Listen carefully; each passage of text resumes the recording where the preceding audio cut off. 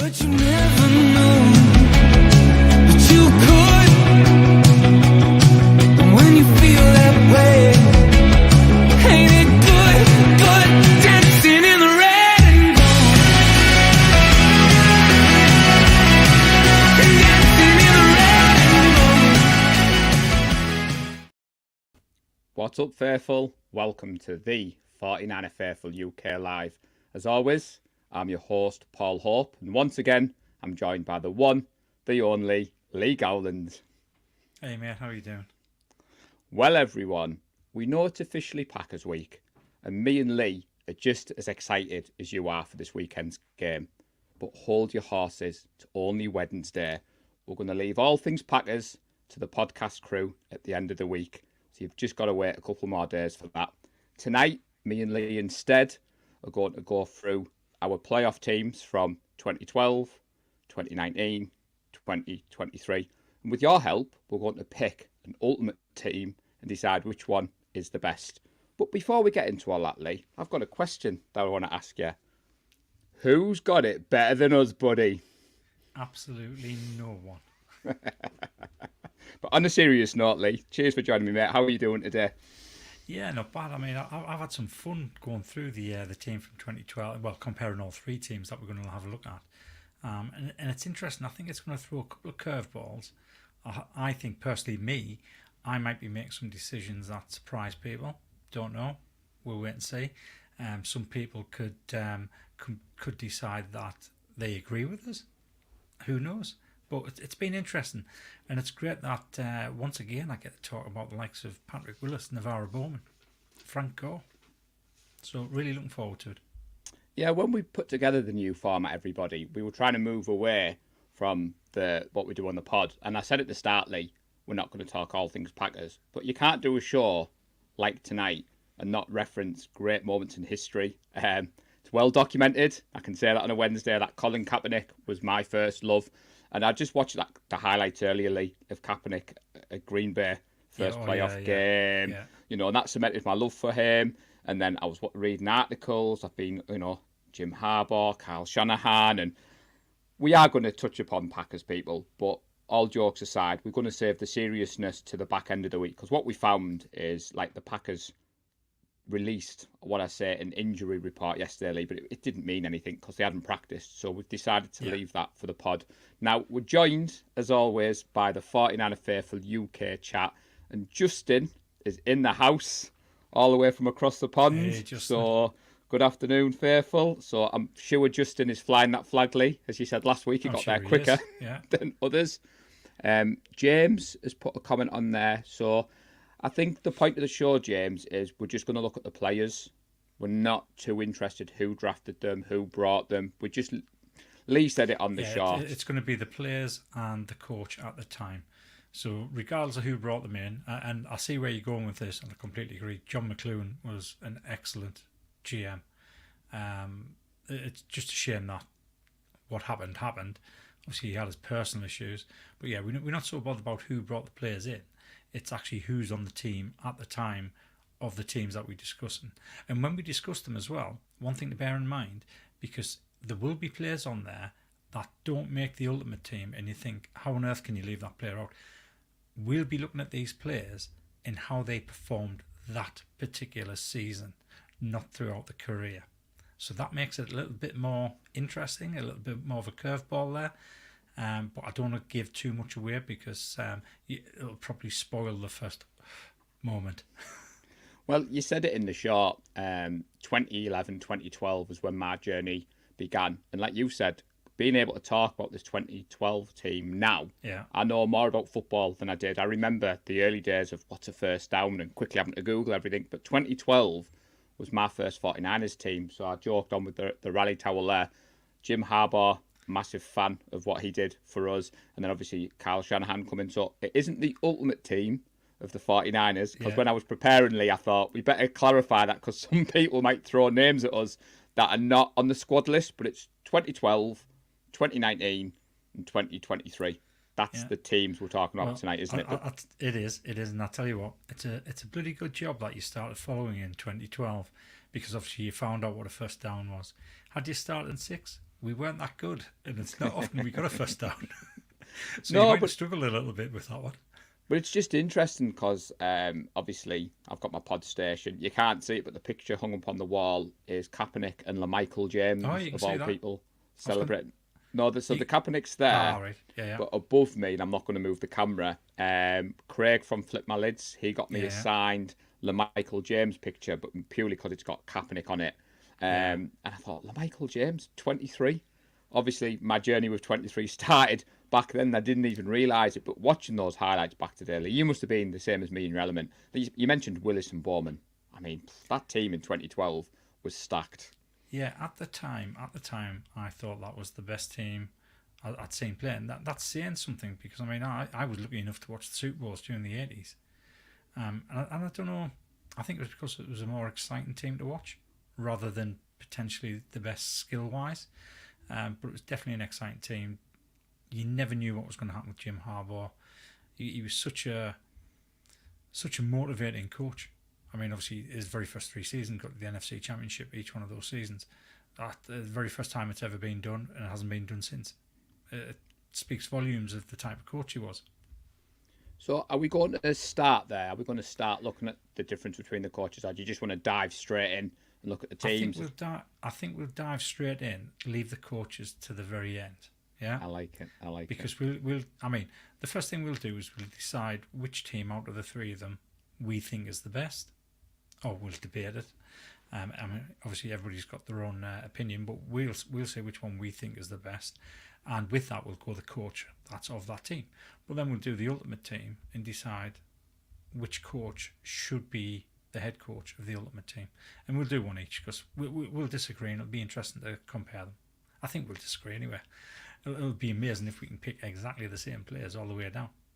So, Justin, spoiler alert, I don't think he's going to be in either of our teams, but I was mentioning it for context. I'll share the picture after the pod. I'll tweet it out and you'll see what I mean. And James has asked a good point. I don't know if that's what you were going to reference there. So James wants to know, are we going to, would you rather have this playoff player or that one? We're just going to basically pick the player, aren't we, Lee, and say which year's team? We are, yeah. So another thing as well. So I've gone off the starting players. So we're not doing roster depth. We're doing the starting players. Okay. I've had to use several different sources to get it nailed on right. I've gone through and I've had a look at all this. I've used the playoffs as the marker, and I've gone through and had a look at the starting players during the playoff run. So there was a player mentioned earlier on who I know he was kind of moved into a different position that he wouldn't normally play. But that's because one of the other guys had kind of taken a starting role. So we'll get through to that and we'll have a look at that. So what Lee's failing to tell you all, like in San Francisco when I was a passenger princess, Lee did all the hard work, and about dinner time he sent me a screenshot of the playlist, and I was like, oh, this is great. All I have to do is pick the players off there. So Lee did all the hard work from everybody, but I have got my team written down, Lee. I've done my homework. Yeah. Gareth would be so proud. So come on, get this list up and let's get this started. And I've just realised I called the GM John McClune. I was thinking John McClane died. Scott McClune. He was called Scott McClune. Okay, so here we go. So hopefully you'll be able to see that okay. That should be okay on the screen. If you've got an expanded version of that, Paul, so you can actually see what's in there. I've got it on. Yeah, I've got it. I know separate. how small it looks on the screen to us at the moment because obviously we're recording. Right. So what I'm going to do this a little bit arse about face. We're going to start off with special teams and talk about special teams. So that's who we've got. I mean, you look at all 3 of those teams, those units, and they're all very good units. They've all done something special in the season that we're talking about. I mean, I think David Akers kicked a 64-yard field goal that year. It was an unbelievable game to watch that because nobody thought he was going to do it. We thought he was going to miss it, but it went through, and I think everybody screamed as loud as each other. The punter, Andy Lee. So, I mean, Najee would be laughing at this, but obviously we drafted Andy Lee. I think he was a 5th rounder.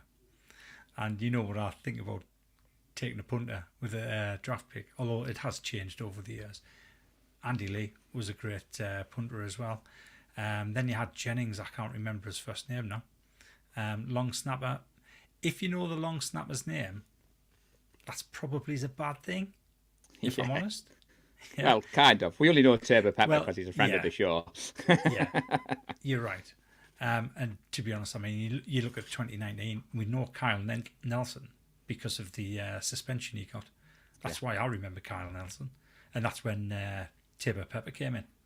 So he's been in since then.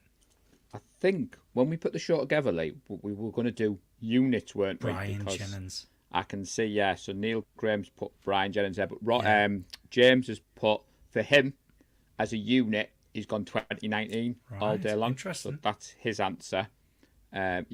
Justin's confirmed Brian Jennings was with us for many years. But are we picking players out of there? We're not picking a unit, we're picking units. At the moment, we're just picking units. Right. Because once we get to the Ultimate Team, then we can pick individual players, and that'll kind of change what we do with the Ultimate Team compared with the comparison between the 3 years. Yeah. So who did you? James has gone with 2012. So James has gone with 2019 all day. Oh, 2019, so James has he's grasped the show. So yeah, at the moment, people, we're doing the units. So if, like James, just drop them in the comments just so we can see. Yeah. Whilst other people are doing that, our friend James Waters has put he won't see the game this weekend due to him starting work at 8 a.m. on Sunday. And no, James, it's not a good idea to drive a 59-seater coach while sleep deprived. But I'm sure you will catch the game at some point and make sure you're decked out in red and gold where you can. But where are you going then, Lee? So James has gone 2019. Yeah, Justin has gone 2012. So I'm going to rule out 2012. And the reason I'm going to rule out 2012 is I think we have a better punter in 2019-2023, even though Andy Lee was a great punter. He was, nothing taken away from him. Akers, out of the three of them, and this is a big up to Jake Moody as well. What I've seen of Jake Moody so far in his rookie season, he looks good. He looks very good. He'll get rid of those misses. I've got every confidence in that. Gold for me out of the three kickers, obviously 2019, he was absolutely solid. So, I mean, you can't go past Robbie Gould in 2019. And at the moment, we don't know what Moody's going to be like in the playoffs. We don't know what he's going to be like under that pressure because he hasn't had that pressure yet in the playoffs. We know Gould stood up fine to that because he's never missed a kick in the playoffs. Akers, he was generally good. He had a very high percentage making the kicks. Then you look at the return guys. Ted Ginn Jr., for me, I was always disappointed with him. I never ever thought he really gave us the value what we thought we were going to get from him as a kick returner. He did a few good things at the Dolphins before he came across to us.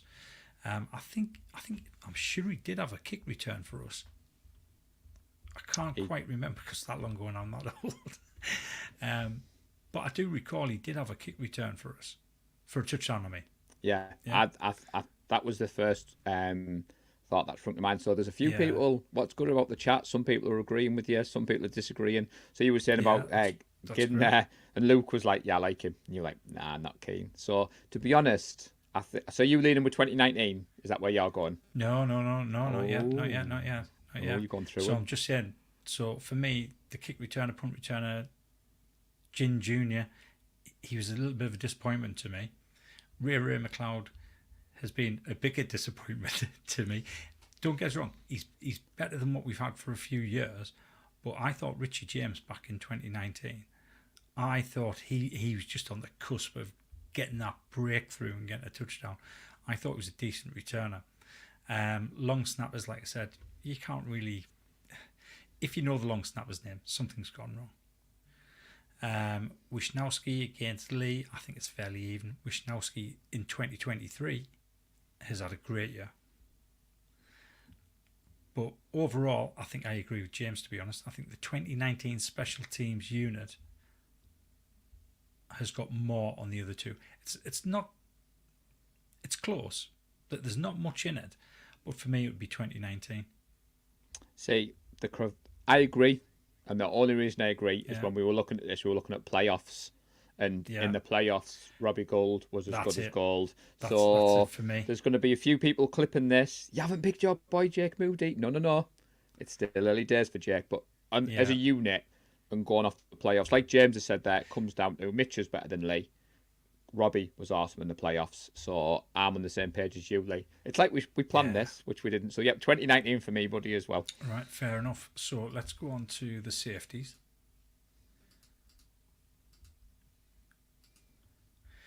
Now, this is going to be interesting. Oh, so by the way, the key is if they're in blue with the star, that year they made the Pro Bowl. If they are in green with the star and a plus, they were Pro Bowlers and All Pros. Just so you know. I just thought you were highlighting certain names to me at the time. I didn't have time to ask you, so I like that, mate. So I did put a key on it, but then I realised when I filtered it, the key disappeared. Yeah, it did, yeah. Well, it's so all it was right. a waste of time. So, I mean, to me, this is easy. It's absolutely no contest. I loved watching Goldson and Whitner. I thought they were such marvellous. The reminders of Ronnie Lott. You don't often see the hits that they do now, and that's because probably most of them outlawed. The thing I have with Whitner, though, sometimes it could be a little bit dirty. Lead with his head and hit with the head. I think he did that against New Orleans Saints back in the 2011 divisional round, I think it was. Stood him up at the not far from the goal line and basically knocked him into next year. But yeah, I mean, like I said, I can't even debate these. It's got to be 2012 for me because that was such a good pairing. Brown is looking really good for a rookie, but he has been caught napping once or twice. Gibson, he's been probably one of our better safeties over the last couple of seasons. He was a bit of a surprise to us when he came. I didn't expect much of him, and he obviously he played above that expectation. And then you look at 2019. 2019, Ward and Tart, that's probably Ward's best season. Which Ward? Just to clarify, for certain people watching. Jimmy Ward. That was Jimmy Ward's best season. And I think he warranted the accolades he got that season. It was a shame he didn't get in the Pro Bowl because, like I said, he had an excellent season. But Jaquiski Tart, for me, I think he definitely lets down 2019. I was never really sold on Jaquiski Tart. I always thought he was there for the taking. But yeah, it's got to be 2012. I mean, where are you going with this one? So, Justin, the in-joke, which I'm sure you'll get now you're in the Discord, is Jimmy Ward is Nadji's favourite player. But I'm only joking. To be honest, I'm smiling, Lee, because Dante Hittner, as he was known to me, quickly became one of my favourites. When you're new to this wonderful sport, and you see the hits, and I was thinking, is that allowed? I didn't realise you're allowed to do that. So when you looked at the unit and the body of work that they've done... You're not anymore. No. So I definitely thought, 2012 as well. So I think the consensus at the moment is Simon agrees with us, Justin agrees with us, Paul has joined the previous chat, but he's saying that it was 2012 special teams for him. So at the moment, there's a lot of love for the 2012-2019 teams at the moment. So, yeah. I'm liking it. That is interesting. That is interesting. It is, because you'd have thought, obviously, recent bias in 2023. We're not knocking the 2023 team, but I think when you look back through these, and the key is, as you've described it, buddy, playoffs. And I think at the moment, the jury's still out on some of these players in the playoffs for 2023. So this one's going to be an interesting one. So what I meant before about player out of position. So Chris Culliver came in as a cornerback, and that's where he started, as a cornerback. As the year went on, I think he lost his place to Terrell Brown. I think he lost his place because of an injury. And when he came back, because Terrell Brown was on a good run of form, he ended up playing the nickelback position throughout the playoffs. But I agree with James. Culliver was one of the better players that we picked cornerback during those years. And to be honest, I didn't think our cornerback room was particularly strong during 2012. In fact, I thought it was the biggest weakness on the team. I thought if we're going to get beat, it was always going to be on the outside. It was the corners that were going to struggle rather than anywhere else on the team. And then you look at 2019 and 2023. It's difficult to separate these. It's very difficult to separate these indeed. So I'm going to let you give me your thoughts on these while I still make up my mind, because like I said, this is very difficult between 2019 and 2023. Yeah, I'm going to say I'm on the same page as you. 2012, I do recall that not being a great year. 2019, Sherman wasn't in his prime, but what he brought to the locker room with his leadership. Yeah. Mosley, Williams, I thought were underrated at times. But recent bias, gone on what the chat's gone. I'm sorry, but for me, you can't look past 2023. Chavarius Ward has been awesome. Lenore has blossomed into the player that we know and love. Thomas, you could argue, is the weak link in the three, but even he's had a good year. So out of these three units, for me, it's 2023. Right. So between 2019 and 2023, for me, I mean, you look at K1 Williams. K1 Williams was the number one nickel back in the league. He was just so underrated. He shut everybody down when he was in nickel. And it was just a shame that we lost him to the Broncos. But we got a good 4 seasons, I think, we got out of K1 Williams. And every season, he was absolute gold. You knew you could trust him. Mosley, he was hit and miss. He was inconsistent. But when he did play well, he did play well. And 2019 was one of those years where he was consistently good. I think maybe it's 1 or 2 games he didn't play particularly well. But we had like a 19-game season because we went to the Super Bowl that year. So he did really well. Sherman, now, this is where it's going to tip the balance for me. So Sherman had an absolutely excellent year that year in the regular season. Yeah. This is where 2019 loses it. In the Super Bowl, he was targeted 5 times. He gave up 5 catches, and he was absolutely burnt. And to me, that tips the balance into 2023 with Ward, Thomas, and Lenore. Lenore, once he switched over into nickel, once we got rid of Oliver, I think he's played really well. He's obviously the better nickel we've got at the moment, other than Sammy Womack, who for some reason isn't getting a game. Ambry Thomas, I think he's been playing really well. But again, every now and again, he just gets burned a little bit. Chavarius Ward has just been out of this world. And looking at the two, the thing that gives us to 2023 is the way Sherman performed in the Super Bowl. Yeah, so Justin's put there that he's putting an asterisk on the corners for all years, and he believes it's due to Wilkes' influence this year, which we've said on the pod. And he says that the corners have never been a focus for the Niners. Neil Graham is 2019. James, I think, is on the same page as us. He's put 2023 Mooney as a dog, and it's been pleasantly surprising. Bit of recency bias. You can't go wrong with that, James, especially in the NFL. But and Luke, Najee turn away now, buddy. Jimmy Ward is good versus the run, and a film study maniac 2019. And as Luke has put there, the big difference lay between the 80s and 90s were the great cornerbacks to complement great safeties. But, you know, when Lee first... So I can't remember who in the group. Someone mentioned this topic last week, didn't they, Lee? And you messaged me at the weekend and you said, right, we're going to do this. It might have been Paul Scrimshaw. I think it might have been Paul. And when you start putting it together, and it's like, wow, it's unbelievable when you start thinking of the memories. And I said at the start, we're not going to talk Packers, but you can't do this show and not think. So I think we're saying 2023 wins it on this one then. Yeah, 2023 wins it for me on this one.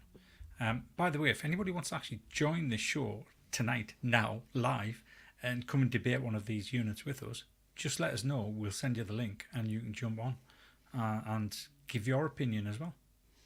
It's well documented, Neil, from the northeast of England, buddy. I'll refer to game tape again. I won't let that slip out anymore. Right. But yeah, let us know. We'll drop the link. So where are we moving on to now? Linebackers. Linebackers. So this is an interesting one because played 2 different types of defense between 2012 and the other 2 years. So back in 2012 we played a 3-4, which meant we had 4 linebackers on there. But essentially Alden Smith, he played basically a defensive end role, and you'd have Bowman, Willis and Brooks playing the tight position that today we've got Burks, Warner and Greenlaw. Back in 2019 it was Alexander, Warner and Greenlaw. So Bowman, Willis and Brooks.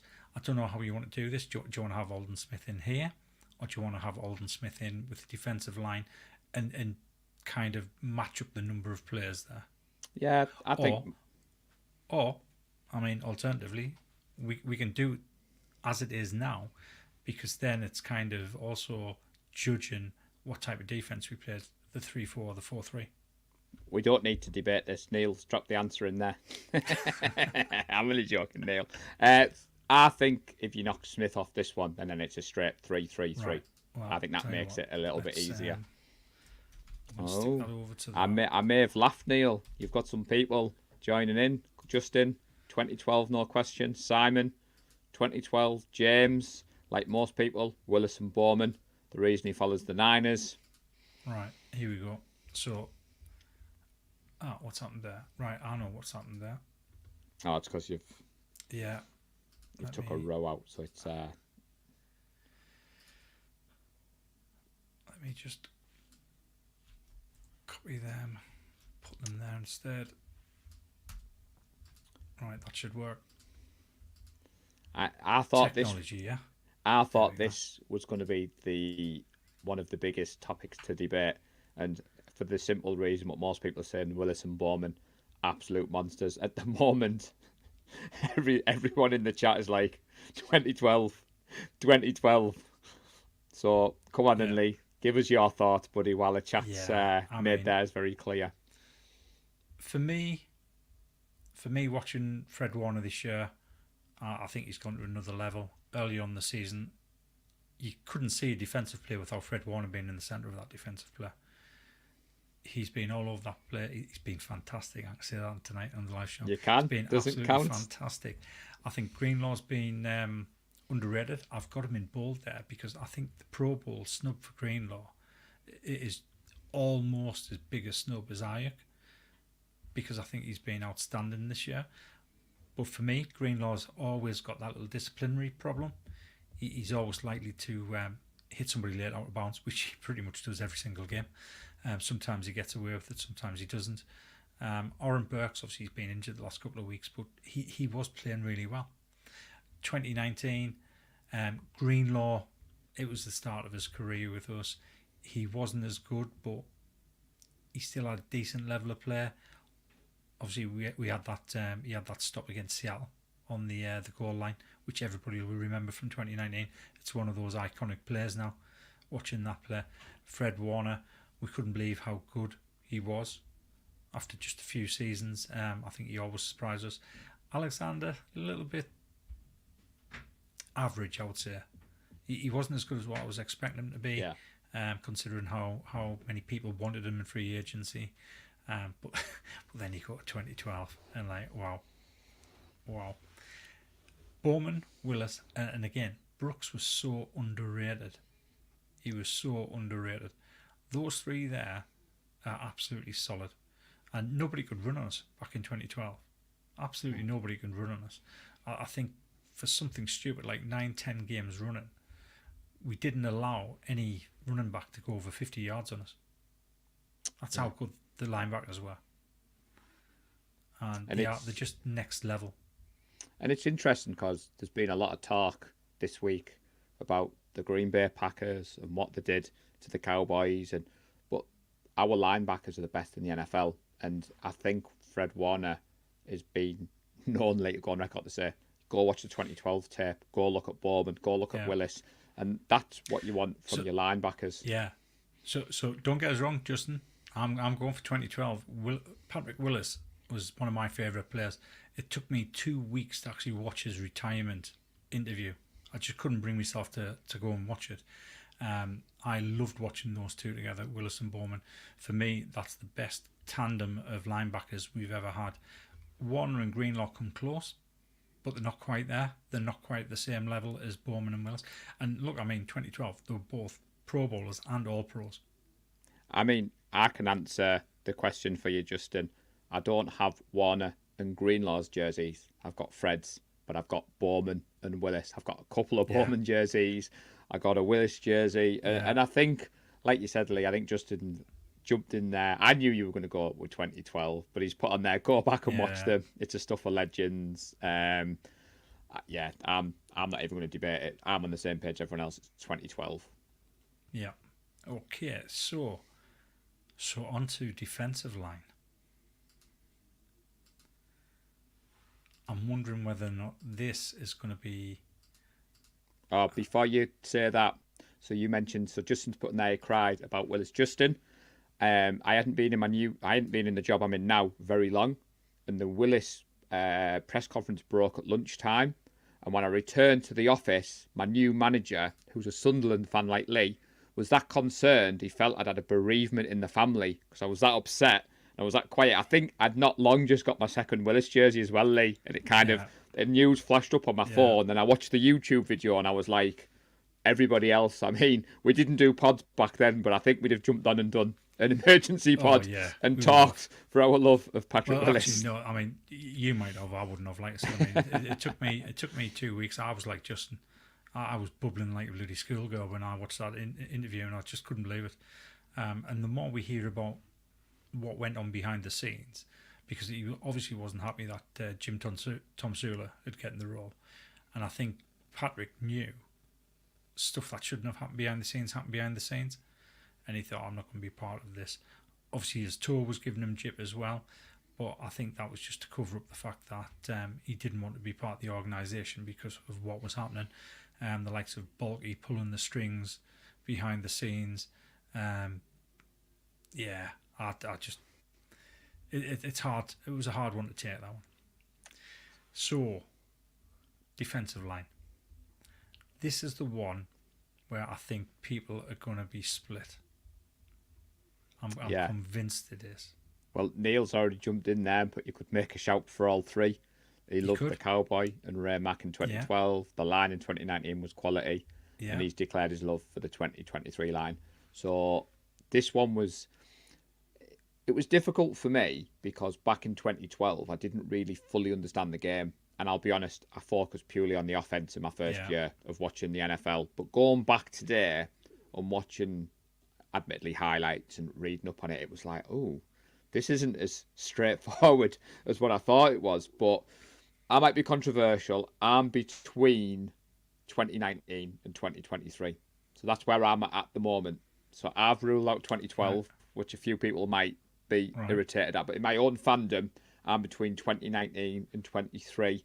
And if I'm honest, I'm probably leaning towards 23. Might be the recency bias. Might be the fact that I saw those live for the first time. But I'm going to say 2023, Lee. I'm going to put nail my flag to the mast. So 2023, 2029 in comparison there. On paper, 2023 should be the best. Should be the best when you look at those players. Had we had the Chase Young from his rookie season, I think it wouldn't be a question. It would be 2023. But we don't have Chase Young from the rookie season. We've got Chase Young this year. He's come in. He's helped generate pressure. He hasn't gotten the sacks that we'd expect him, or we kind of hoped he'd get. We thought he might have had a bigger impact, given the fact that Nick Bosa's double teamed all the time. Hargrave. To be honest, obviously Armstead's been missing the last 4 or 5 games now. That could be why. Once Armstead gets back, it might generate more opportunities for Young. But at the moment, it's not 2023 for me. No, that's fine. I mean, James it's is in not 2023 for me. So 2019, I mean, Buckner, he was an absolute legend that year. Bosa was an absolute legend that year. DJ Jones, he was an absolute steal. I think he was a 5th rounder. The production we got from DJ was unbelievable. Eric Armstead, Eric Armstead back in 2019, a lot of people turned around and said, obviously it was after that we traded Buckner away. We should have traded Armstead. But again, he was underrated. Because he wasn't getting the big numbers, the sack numbers, everybody thought, well, let's get rid of Armstead. But it's not all about the sacks. It's about the pressure you generate and how you can let your teammates on the defensive line have opportunities to get through there. And that's what Armstead does. He gives everybody else opportunities. Because he's so tall and he does get the pressure on there, they have to watch him, and they have to watch him careful. They have to give extra support to anybody who's guarding Armstead. And I think that's we're going to see that in the playoffs. If he comes back and his foot's okay, I think we're going to see that in the playoffs. I think we might see Chase Young step up. I think we might see Hargrave playing at the level he played last year. Hopefully Nick Bosa, he will step up as well and go to that next level. But it's not 2019 for me. Nah. I mean... So this is going to be the controversial one. Go on. No, I was just going to say, because you're giving more detailed answers than me. I loved Buckner.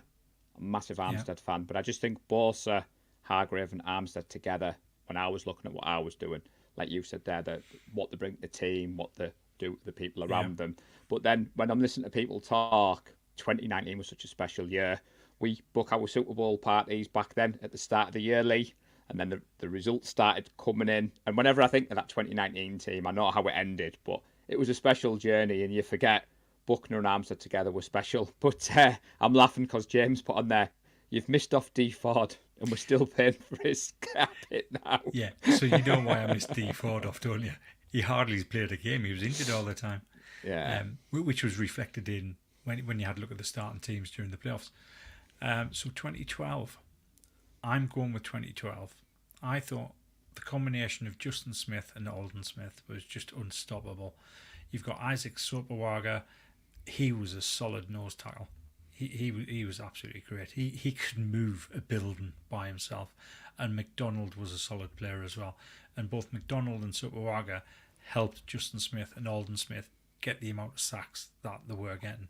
And that's where we got the whole Sack Francisco from. It started that season. Alden Smith, I think he had 20 sacks on the year. I'm not sure how many Justin Smith had. I can't actually find the details for that, purely because I was only on PFF at the time, which was a shame because I'm sure he got plenty that year as well. I'm convinced he got into double figures that year. But looking at that defensive line, they were so solid, they were so tough, they were so hard to defend against. It was by far Alden Smith's best year before he went off the rails. When he moved, he was so flexible, so quick, he could get around the corner. And Drake Jackson. When I first saw Drake Jackson, after we drafted him, I went back and had a look at all the YouTube highlights. Some of the highlights, the wee bends round defenders, the wee bends round defenders, the wee bends round like the left tackle, the right tackle, that reminded us of the way that Alden Smith played. So I had very high hopes for him, which has obviously not come off. But there's still time. There's still time. Some players take a little bit to actually get used to the NFL. Hopefully he's going to be one of those, because he did look like a useful player coming out of, I think it was USC. Yeah, I mean, like you said, I appreciate Alden Smith more now, but I think my journey and seeing what Nick Bosa is and thinking how special Smith could have been. James has put there the sheriff was Aaron Donald before Aaron Donald. I did like some of the nicknames back then. So obviously you had Hitler, you had the sheriff, the cowboy, you had the Tony Montana defense squad, and they all used to jump around together. So it's a mixed bag, this one. Now there's a few people looking forward to the O-line talk, Lee. Yeah. That's an absolute no-brainer. Oh, well, actually, it might be. It might be. Yeah, I think it probably is a no-brainer. Yeah, I know where everybody's going with that one. And before we moved on here, Luke has put there that when Joe Staley and Trent Williams were asked which pass rusher kept them up at night, they both answered Alden Smith. And it is a shame with what happened. I know you bounced around the league a little bit and all the rest of it, but I didn't think you'd go 2012. I wasn't 100% sure, but... I just think back to Alden Smith and Justin Smith, and I just loved watching them play so much. And Neil has counteracted there that when Ford did play, Bosa, him and Bosa were a great tandem. Shame he couldn't stay healthy. And we're joined by Aaron, 49ers First Takes podcast. He does shows with Ted. Unfortunately, the time difference has meant I haven't been able to stream with Aaron just yet, but it's something that is going to happen. 49er Faithful UK, rest assured. So let's have a little look. So Luke has jumped in before you've loaded it up. Oh, we're doing tight ends now. You're on mute. Yeah, that's because I was just about to take a drink. We can do O-line now if you want. It looks like the people are calling for it, Lee, and the 49er Faithful UK Live were known for not sticking to the plan. Here's a little trick to keep people interested. We'll do that last, just before quarterback. We'll do that just before quarterback. Yeah. So we'll just tease that. So we'll do tight end now, and I'll let you start it off. So people may think this was an easy decision for Mr. Hope, president of Club 85. But Club 85 originated with Vernon Davis. And I said to you at the start, Lee, that I focused a lot on the offensive side of the ball when I first started watching the NFL. Vernon Davis was an absolute monster in this team. Lucky enough to have a signed jersey. That said, teasing everybody. I can't look past George Kittle. And I'm going to say this year's George Kittle, because I think he's elevated his game to another level. So, given the fact that in 2019, he was mainly used as an extra all-lineman, he was used more in the blocking game, in the run game. But I think in this offense, he's matured. He looks after his body better. Touch wood. I'm not going to go down that road. But I think 23 Kittle. And I'm nice to know that Paul Scrimshaw agrees. Now, Simon has given me a get out of jail card. I could have just said 85. Yeah, you could have. You could have. And I'd have let you have that one because I'm just about to cheat.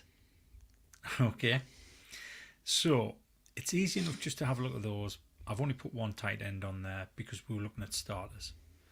However, there's obviously a 2-3 tight end room. And when you look at 2012, we had Vernon Davis and Delaney Walker. And for me, that's the best tight end pairing we've had. I'm going to say ever. I can't remember a better tight end pairing than that. Vernon Davis and Delaney Walker together were unstoppable. We ended up getting rid of Delaney Walker. I'm saying get rid of him. He walked in free agency. We didn't re-sign him because we had Vernon Davis. We had a lot of skilled players on the team who were taking up a lot of cap space. You look at 2019 and 2023 and you have a look at who backed Kittle up, and it wasn't great. I think we had Garrick Selleck back in 2019. Yeah, he was okay, yeah.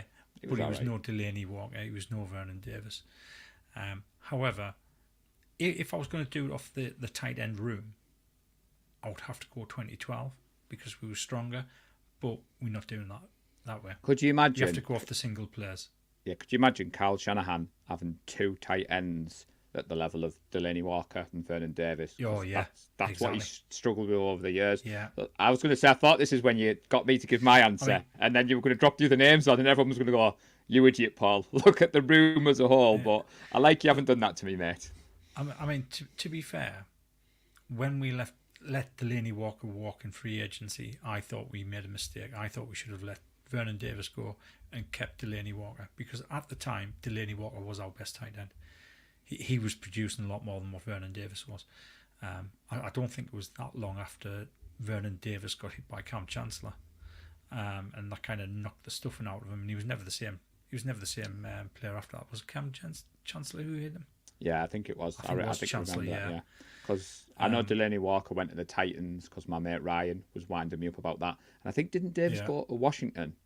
And he wasn't quite the same, was he? He wasn't quite the same. Sorry, no. So, did he not go to the Broncos first and then Washington? Or did he go to Washington and then the Broncos? I think he went to the Broncos first. But yeah, I think you're right. I think you are right there. Actually, no, I think you're right. I think he went to Washington because when he signed with the Broncos, I think he signed with the Broncos in the October trade window. The Broncos went on to win the Super Bowl last year. He got a Super Bowl ring. Oh, right. And I think he was only on the field for one snap of the Super Bowl. I think that's how it worked. But back to the topic. So Kittle or Kittle, All-Pro Kittle or All-Pro Kittle. Good job I got PFF because I've gone on and had a look at the stats. And I tell you what, his stats were pretty similar both seasons. Yeah. But he edged it this season.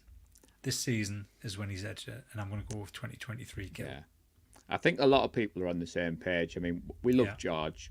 We joked about Club 85. We've mentioned the story before. We all had 85 jerseys. We rocked up at a meet-up. We had the flag. George has shown us the love.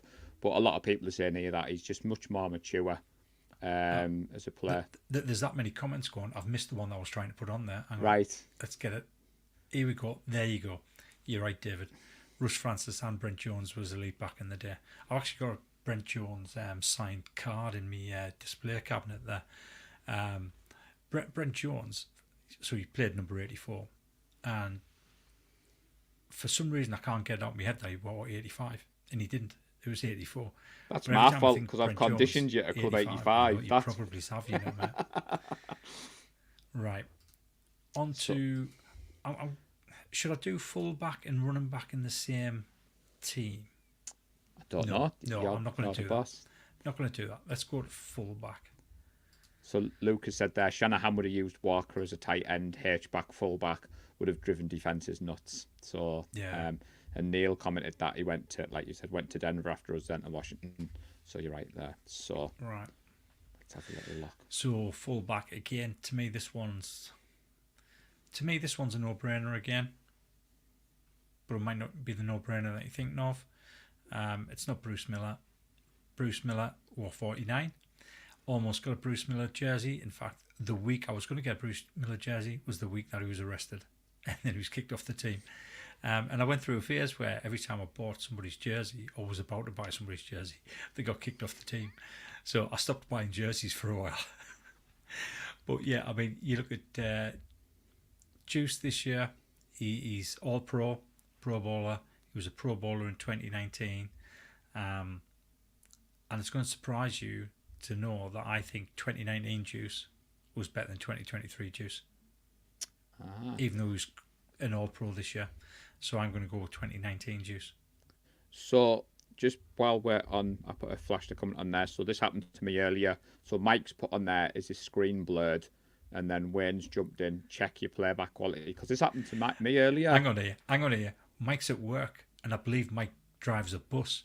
He's probably got his phone up, his hand on the wheel like this, juddering along like that. Well, that's why it's blurred, Mike. You're not missing much, buddy. Wait till you get home, mate. So, James has disagreed with you there. He says 2023 Juice. Now, won't surprise you. I'm between 2019 and 2023. Yeah. I'm going to go with a recency bias. I think the same as James. I think 2019 Juice was good, but I think, again, maybe he's been blinded by this offense, the pieces around him. When he gets a play now, it's kind of a bigger play. So I'm on the same page as James. Not taking anything away from 2019, Carl Juszczyk, but I've gone 2023. So I'm just going to put this up because this kind of aligns with why I've gone with 2019 Juice.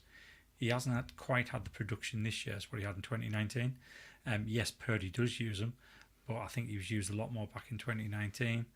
I mean, we were always waiting to see Juice play in 2019, whereas 2023, when we do see a Juice play, I think the consensus is, oh my God, it's Juice. They're actually using him again.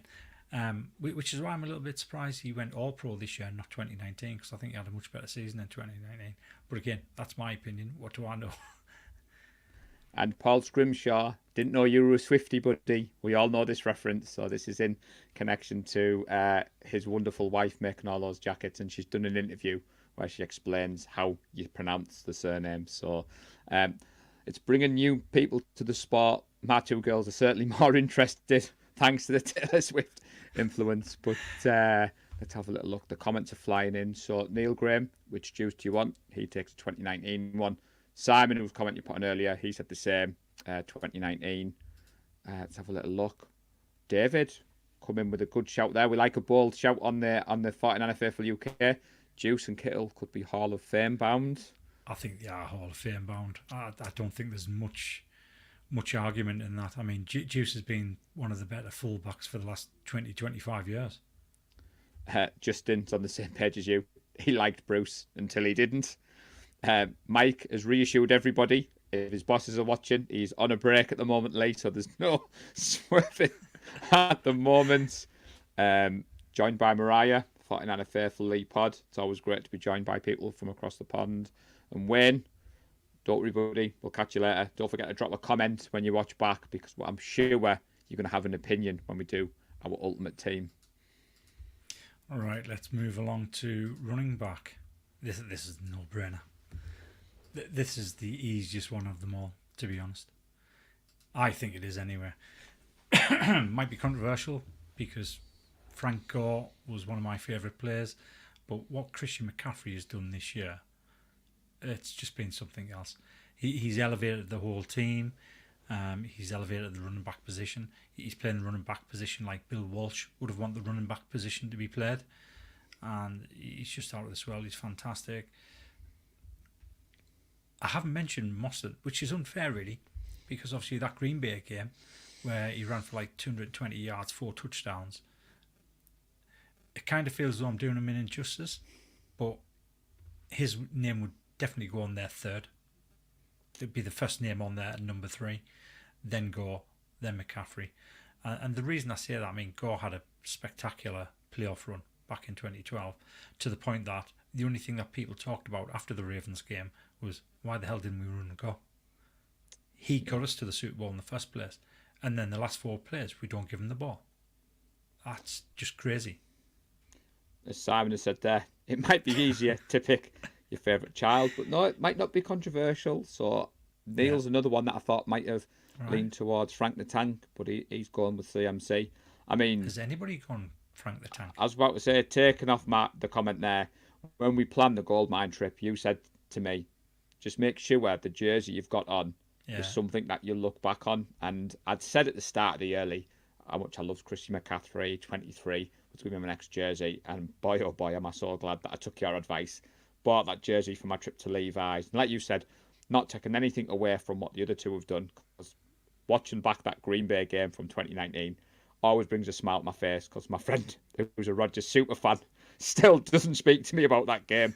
And what Mostert did in that playoff game was unbelievable. Frank the Tank, absolute legend, but 23. Yeah. It's legendary what he's doing this year. And like you said, Bill Walsh would have used him the way Kyle Shanahan's using him. So I don't think anybody has gone Frank. Justin has put... Nobody else. No. So yeah, I think Justin's referring to the fact that Frank didn't run that one in with Harbaugh will forever be a source of irritation there.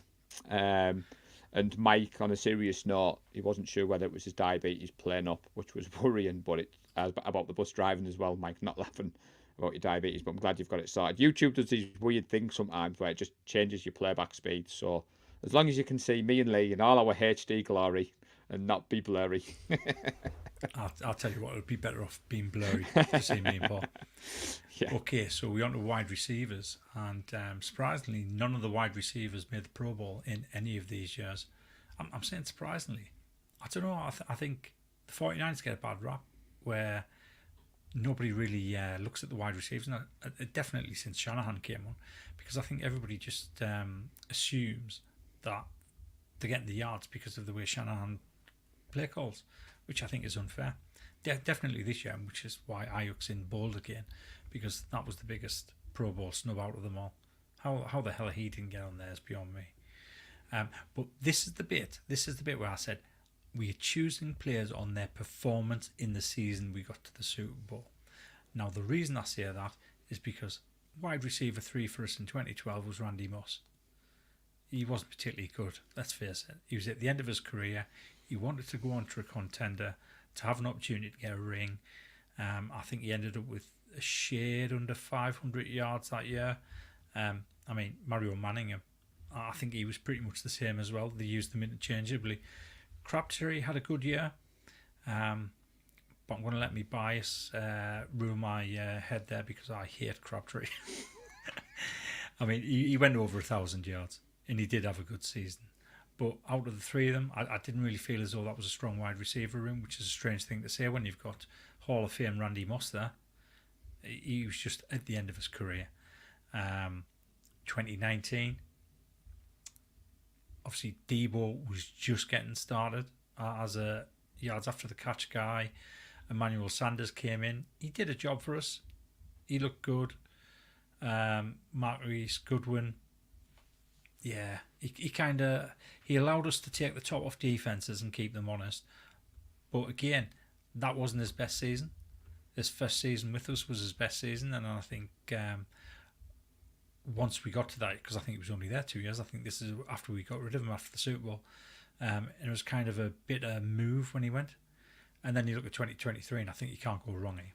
2023, Ayuk, better than any of the previous wide receiver ones with the performance he's had this year. Samuel, you definitely have to put him in there because of his all-round ability as a wide back. And let's face it, Joanne Jennings, he's absolutely gold on third down. I love Joanne Jennings, not just because he's a trusted pair of hands, but he likes to wind the opposition up. And I love seeing that. So for me, it's 2023. It's got to be. So what he's saying, everybody, is Joanne Jennings is better than Randy Moss, and that's when we're going to go viral. And they're just going to look at the career. Nah, 2023. We've been high on Brandon Ayuk for a couple of years. I think we said it last year. He could have been wide receiver 1. We said it going into this season, he was going to Yeah. prove everyone. Paul has said that he's evolved and not just such a reliable receiver. Go watch him run routes, poetry in motion, and then the blocking game. Like you said, Paul, I think it's well documented. You have to block to play in Kyle's scheme. Joanne Jennings, that 2023 room is special. 2019 Debo was good, but we said it on the pod a couple of weeks ago. 2023 Debo is a different level. Goodwin, I like the speed element he brought. Sanders brought that veteran presence to the room. 2012, I'm the same as you. I can't evaluate that properly. I hate Crabtree. Randy Moss was at the end of his career, and Manningham was just a bit. So yeah, I'm on the same page as everyone else. 2023. All right. The controversial one then. Oh, actually, it's not controversial. I think this is going to be unanimous. What everybody thinks here. I think this is going to be. I'll let you fire off with that one. Because, Don't put me. Don't I can't put me on remember the who said it spot was. straight away. It's a no-brainer. It's going to be a no-brainer. This one. It is a no-brainer, and I think if I'm judging the room right, 2012 is going to be the one that everybody is going to be going for. Yeah, Ty, tweet it out, tag him in it, get the viral going. Yeah. I mean, to be honest, Justin, Lee did say last week that when we put together the 49er Faithful UK Live, we tried to keep it to an hour when we were discussing current topics. But when we're doing something like this, as long as people are watching, we're not wrapping this up in 4 minutes. We're going to continue. So, but going back to Lee's original question, I mean, the only reason I was torn, Lee, is Trent Williams. But on a whole, if you're looking at the unit, Joe Staley, the left guard, Mike, I'm not pronouncing his surname, Boone, Goodwin, Davis, for me, the whole package, if you could put that 2012 offensive line in this team now, yeah, I think it would be special. So I think this is what everybody was wanting. I don't think I've seen anyone else say anything different. See, I don't think you can argue that. It's got to be 2012 because that 2012 team was unbelievable. And you look at the players that are on there. I mean, we took Staley, Yapoti and Davis all in the first round. We picked up Goodwin in free agency, and Alex Boone. I think he spent 5 years on the practice squad until he eventually made his way into the team. And I think I've said it on podcast before. Alex Boone was such a feel-good story because he never ever gave up. Every year he'd be released at the end of training camp. 5 years running he did this and was brought back to the practice squad. And then one season he made it. And when he made it, that was it. He never let go. He was our starting right guard from then on. And I was absolutely gutted when we lost him in free agency. But when you had a look at the offensive lineman that we had, we just couldn't afford to keep him. We had to lose some players, which was a shame. But that 2012 team, So yeah, Paul's reminded me, he has a free spare Joe Staley bobblehead from London. We were going to do a giveaway, Lee, on the live at Christmas. Yeah. And one thing or another we forgot. So if it's all right with you, Paul, we'll still stick to the original offer of doing a giveaway. But what we'll do is we'll get you on and you can do something special. Maybe we'll pick the names out of the hat. But like Lee said, we're trying to get people on. So if you want to hit us up afterwards, Paul, hit us in the DMs, me and Lee. We'll get you on the show one week and we'll get Joe to a good home. Is that all right? So, interesting comment here from Neil. So, this might give away where I'm going with the ultimate team here. No, the ultimate team was rock hard. Left tackle, Joe Staley. And it's not just his performance on the field. There's other elements in play for the UK faithful, but yeah. So how do you pick Williams over Staley? It's a tough one. You don't. You put one of them at right tackle. Well, yeah, funny enough. Hold that thought.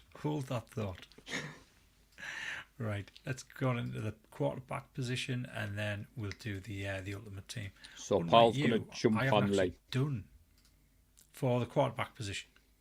No, so he's going to jump on to do the giveaway. So just to let everybody know that we'll go from there.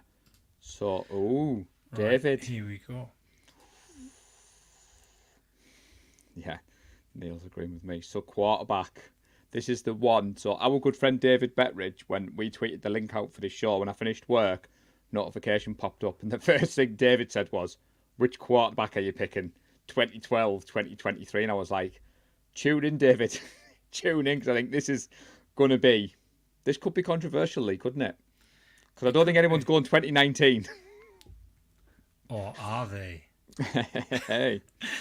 Yeah, I think 2019, you can just write that off straight away. Because obviously we are talking mainly about the playoffs, but the whole season as well. So, I mean, Jimmy had a decent season in 2019, but once we get to the playoffs, he wasn't allowed to throw the ball. And there was a good reason why he wasn't allowed to throw the ball. And it could be argued that if he'd had better accuracy downfield, we'd have won that Super Bowl against the Chiefs. You could also argue if the defense hadn't gone to sleep at the start of the fourth quarter, we'd have won that Super Bowl as well. But quarterback-wise, it has to be between Brock Purdy and Colin Kaepernick. And again, it's how they performed that particular season. So 2013, I thought Kaepernick was still good. Once you got to 2014, everybody had figured him out and he just stunk the place out. But 2012, when he was still fresh, obviously he came in for Alex Smith, I think it was the October, after he got concussion and he never gave up that spot. He played excellent because he was an unknown quantity. It's the first time you kind of saw a quarterback run as much as that. I know Steve Young used to be a running quarterback, but that was when he needed to run. We actually designed players for Colin Kaepernick. We actually designed most of the players for Colin Kaepernick. And it was exciting watching him play. The playoffs, watching him absolutely tear up teams. I mean, the Green Bay game, what was that? 45-33, I think it was. I wrote it Might down. have been 45-35. That really high scoring game. Unbelievable game to watch. And it cemented his legend in that season. And he's kind of made a living off that season alone. Whereas Brock Purdy for me this season, I think he's proven everybody wrong. Everybody thought it was going to be a flash in the pan. They thought once he comes back off this devastating elbow injury, he wasn't going to be as good as what he was last year. He's been better. For large parts of this season, he led pretty much every decent quarterback stat. And you just look at him. It's the eye test that Najee always says. He's just different. He's different gravy. Yeah. He's so good to watch. So this one is jumping around a little bit. So Neil, he's gone for Purdy. He's put, yes, Cap was awesome in 2012, especially the divisional game against the Packers. Yeah. And I said at the start of the show, tongue-in-cheek, we're not going to talk Packers. But if you think back of the history of the 49ers and the Packers have faced each other the most, yes, I shared that earlier in playoffs. I didn't see that. And there was a period where the Packers seemed to have our number. And I wrote it down earlier, Lee. Kaepernick rushed for 181 yards, 2 touchdowns, and that run when he just peeled off and he just took it to the house. I think that's what cemented my love for the 49ers.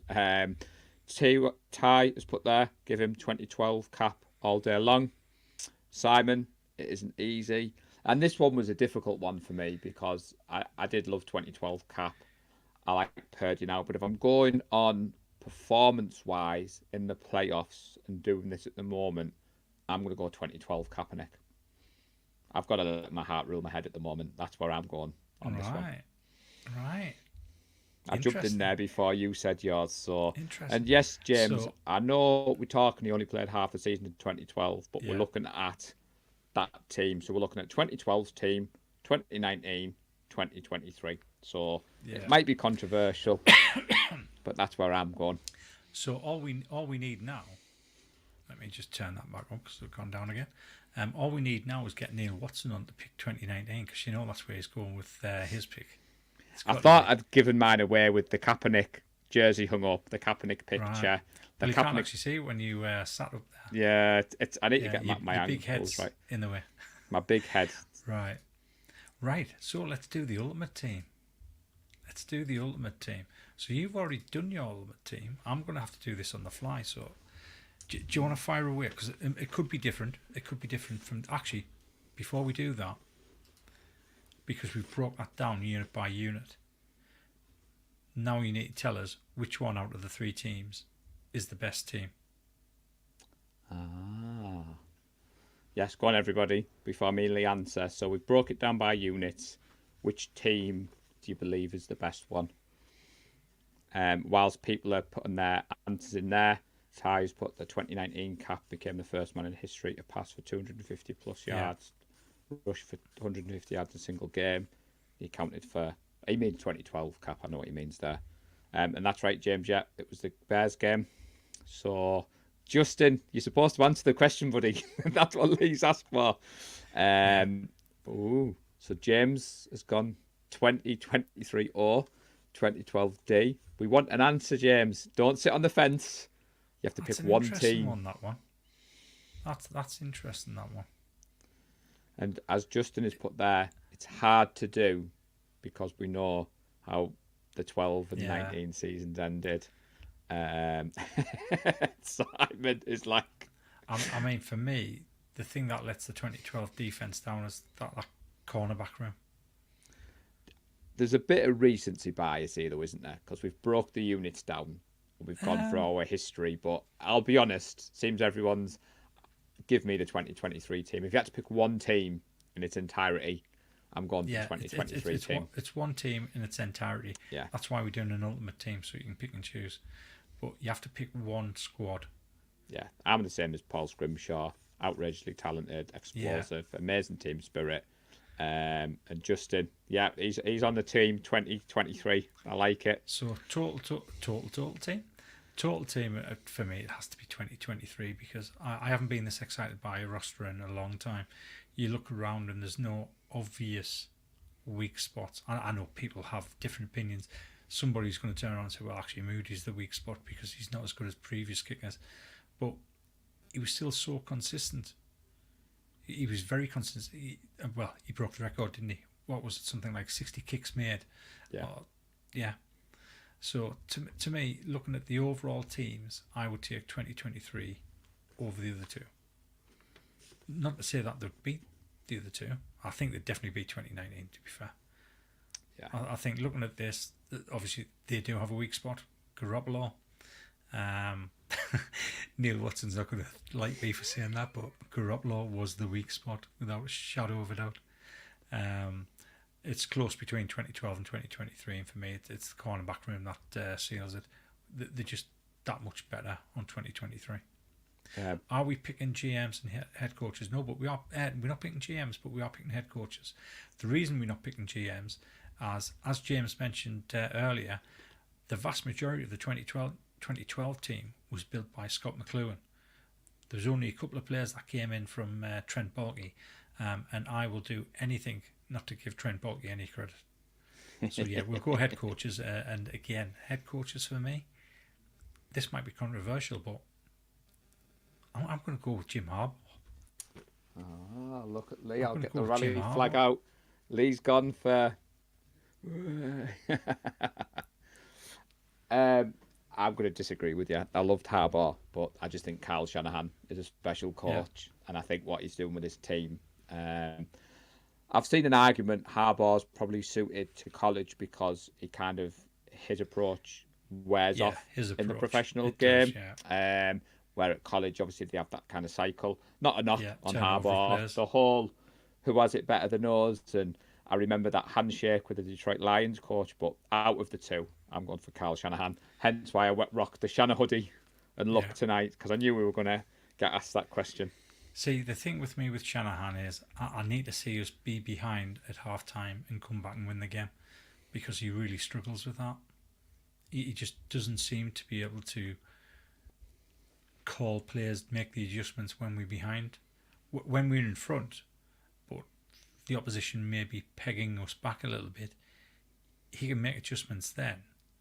But as soon as we go behind at the half, he does struggle. So I'd like to see him, and I mean, hopefully it doesn't happen this playoff. Hopefully we're never behind at half-time in the playoffs. But if we are, he's got to step up and do that. He's got to make that difference. So Justin's gone with Harbaugh, but the 2012 Super Bowl still messes with him. But then he says the 2019 one messes. Justin, there was about 50 of us sat together in the northeast of England watching that 2019 one. When those lights came on at 5 a.m, I never want to experience that feeling ever again. Paul agrees with you that Shanahan needs to step up in the playoffs, not get inside his own head.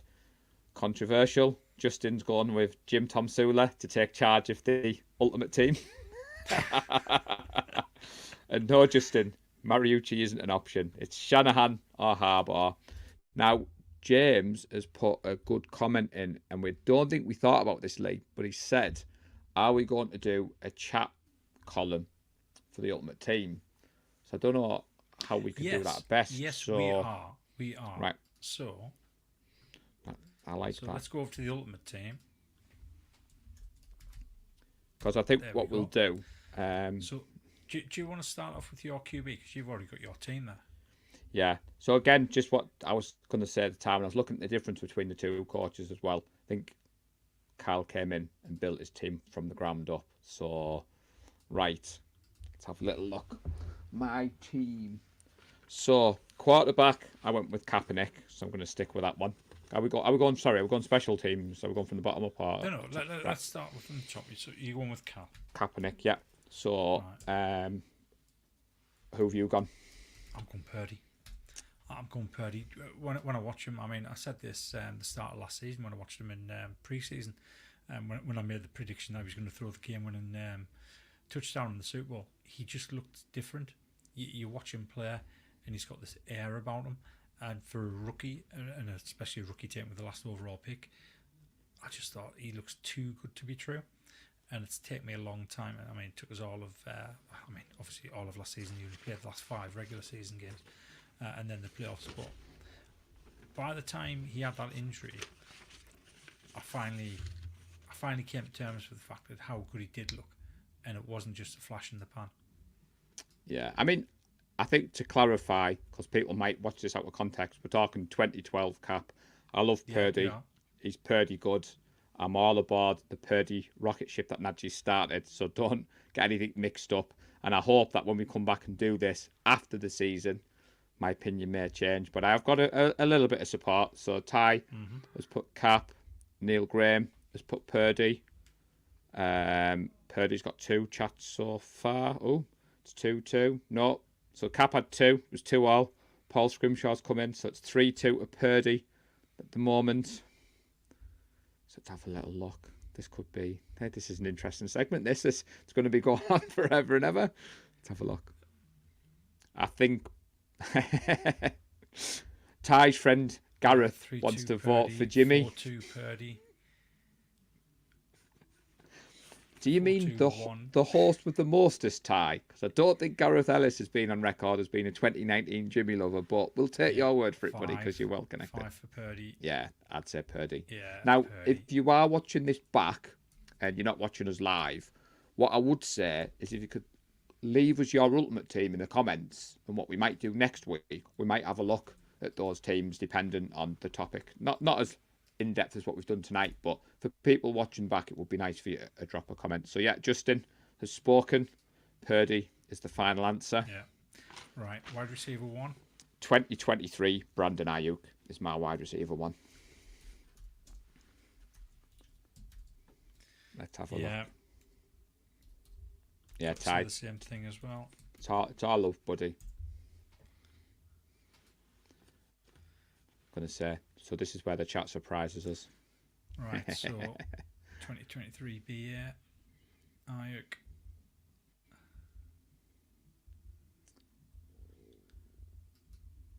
So we've got 2 BAs, 3 BAs. Yeah, I think it's I think going to be unanimous. unanimous. I think it's going to be Ayuk as well, yeah. Which, to be honest, I think that was one of the more easier ones to do. Yeah. Unless we've got some real Crabtree fans out there.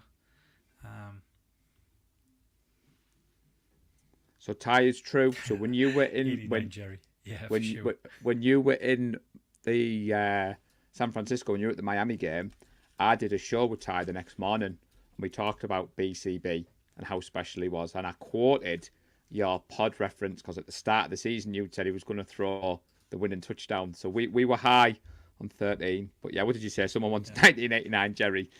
Justin, play the game properly. Next one.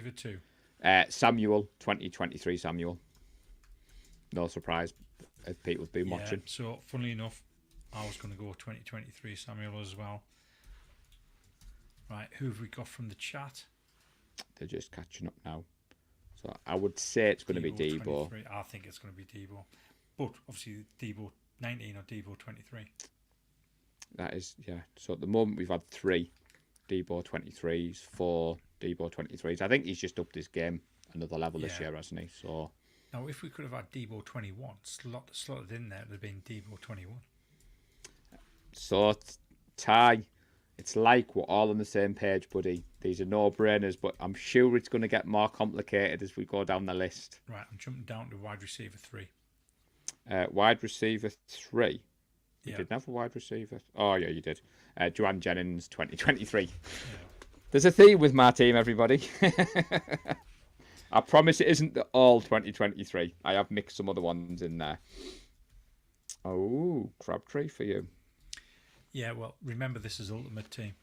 I mean, Ayuk, Samuel, and Crabtree. I think that is a fantastic pairing. Fantastic group of wide receivers. Seeing what Paul's just said, I think he's right. Running back, CMC. Let's just put that in there for all 3. Right, so everybody's going for Jennings. Yeah, apart You know from what? you. Considering I hate Crabtree so much, I didn't think I'd be the only one who's going to be on Crabtree Island here. Simon's gone for Crabtree, so there's 2. Ty Olsen, 3 for Crabtree. Got Emmanuel Sanders. Yeah. I think we had 3 for Jennings, didn't we? Yeah, Jennings looked to be quite... 4 for Crabtree now. Oh, well, you've got the deciding vote because you're typing it in, so... Sanders. Neil Graham's put Sanders 2019. 2 Sanders, 3 Jennings, 4 Crabtree. And if we were doing it this at Christmas, you could have put that into a nice little rhyme there, Lee. I think he's just shaded that there, Crabtree. Yeah, I think I'm happy with that. And I think the chat's right. Don't worry, everybody. We're just going to stick CMC in. We're not even going to debate that.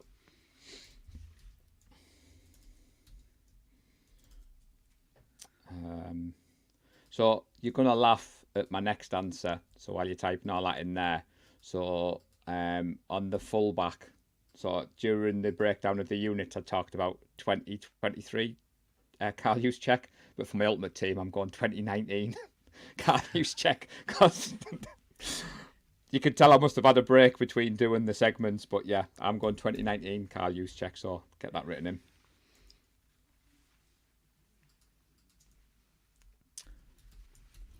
Yeah, Well, Justin's put funny which enough, juice. So am I. Yeah, I think the chat's all put 19 as well.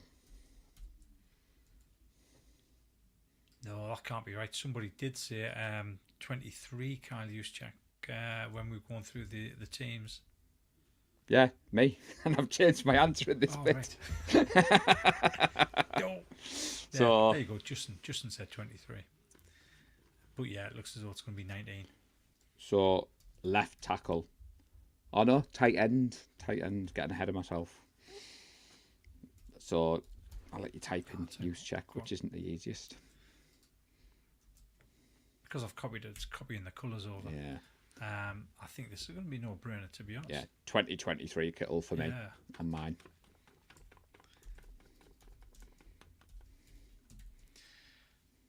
I got halfway down this dinner time, and I was like, I hadn't put any years next to them. I thought I better go back and start writing the years next to them because it might come down to that. So we've got 23 Kittle, 23 Kittle, 23 Kittle, 3-0. Yeah, I think it's going to be. I think it's going to be Kittle all the way down here. Yeah, it's another one coming there. Another 2 coming there for 23 Kittle. Yeah, I think that's the deciding one. Kittle, okay. So, out of for interest, it's tackle. blank. It's blank on my piece of paper. It was between Joe Staley and Trent Williams, and I'm like, which one do I like the most? And it's like Simon today. It's like picking your favourite kid. It is, yeah. But for the interest of this, I'm going to go Joe Staley. Right. Only because I met him in London and he was a legend. And I've got my photo. No, joking. The body of work, so I'm going with Joe Staley. Right. People may be shocked at that. Who have you gone? I've gone Trent Williams. You've gone Trent Williams. And there's one already in the chat for Trent. James has put Trent. Hang on. Which Joe Staley are you going for? The 20. I don't know because I didn't write that one down. So I'll help you out here. I'll say 2012. 2012. Yeah. Yes, Neil. I've got a couple of people who are agreeing with me. Staley at left tackle. Staley as a fan favourite. So I've got 1, 2, 3 for Staley. There's 2 for Trent. 3 for Trent. 4 for Trent. So James, Colin. Yeah. Paul. See. Yeah. Colin, can't disagree with your logic, buddy. Trent is better for CMC. 3-3. 3-3. So someone else going to jump in with a deciding vote. Come on.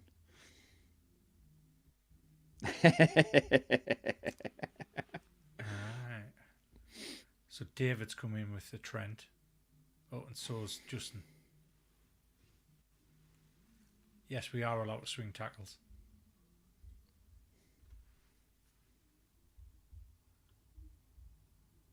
It's not cheating. Ultimate Team, James. We've all played FIFA. We've all signed players out of position and stuff. So right, Williams is shading that. Oh. Tell you what, why didn't I just copy and paste that one? Right, left guard. I think this is going to be a no-brainer. Well, go on then. Who do you think it is? Mike Yapati. Oh. Yeah, I'm the same. I just didn't want to say his name. Not after Neil's already pulled me up on my game tape analysis. So yeah. So who have we got left tackle? Big Mike. James, it's our show. We can do what we want. He said about sticking Williams at right tackle. To be fair, I don't think I'm going to do that. I think I might play the game properly. Really? Interesting. I might.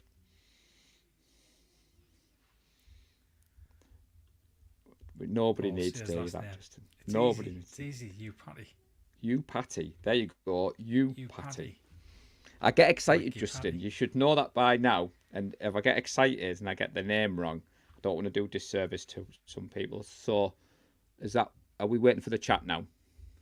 We are. I think everybody's going you Patty. They are. Yeah. Again, I think this next one is going to be an easy one. So, centre. It's got to be Goodwin. One of the best centres I've seen. Yeah, I'm agreeing with you, to be honest.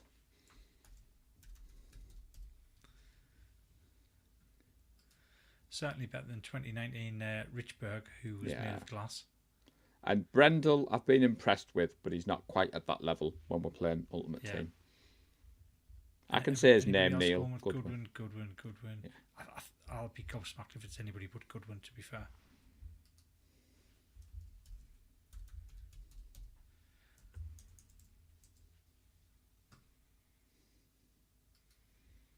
To be fair, he was close on mine, James.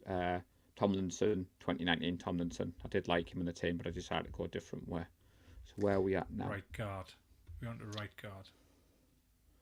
So I'm going with 2012 Boone as my right guard. I know he's a favourite of yours, from what I remembered right as well, Lee. He is, yeah. And I'm probably just going Boone as well. Yeah. Like we said at the start of the show, the 2012 offensive line was something special. So I think we're leaning towards where we're going with that. Yeah, so we are on to... Oh, we're still on there. So Boone. Yeah, the chat, I think there's a couple. The right guard. Boone.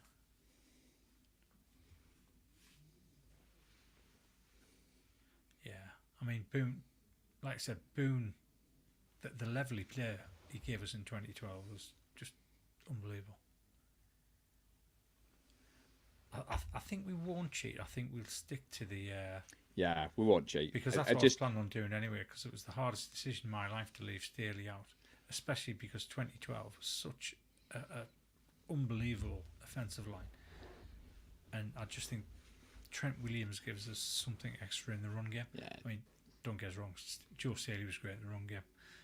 watching Alex Smith's touchdown against the Saints back in the 2011 playoffs, where he kind of flattened that guy. That was very reminiscent of the type of thing that Trent Williams does. And 2012 was one of his best years, Joe Staley. So it does break my heart to leave him out, but I have. So we're going to go Boone, and we're on to the right tackle. I'll just stick mine straight in there because I was taking the 2012 O-line. You've spelt Mike McGlinchey wrong there, Lee. Nah, I'm the same as you. Why on earth did you think I would go for McGlinchey? No, I was just joking. I knew you were going with 2012. I'm the same as you. Right tackle 2012 team for me, so Davis. And I think... there's a decent argument to be made for Glinch because he was so good in the run, and if you've got CMC at running back, then you do need somebody who is a reasonable run blocking right tackle. However, Anthony Davis was. I don't think he was as good as McGlinchey at run blocking, but he was far better than McGlinchey at pass blocking, and that's why he's getting my vote. Yeah. So we've got right tackle in the chat. We've got James going Davis. Who else we've got? Again, I think listening to some of the vitriol over McGlinchey the last few seasons, I think this is going to be Davis nailed on. Yeah, I think so as well. And we stayed true. Yeah. We've gone down there. So it's going to be interesting, especially when we tweet these teams out later on, people, and the internet melts down. Right. Let's just change that to defensive end. Defensive end. Right. Let's start with defensive ends then. Which two have you got? I've gone Nick Bosa, 2023 Bosa, and I've gone for 2012 Alden Smith. So Bosa 23, on one did you side. say? Yeah, 23 Bosa. I know 2019 we went to the Super Bowl, but I think Bosa's been better this year. And I've gone for Alden Smith 2012. I just think them two in the prime, opposite each other. We talk about Young and Bosa. I think that would be something special. Yeah. So, unfortunately, I've gone for the same. I say unfortunately because I thought we were going to be significantly different. So where did you think I was going to go then? You must have knew Bosa. Were you not sure which year Bosa?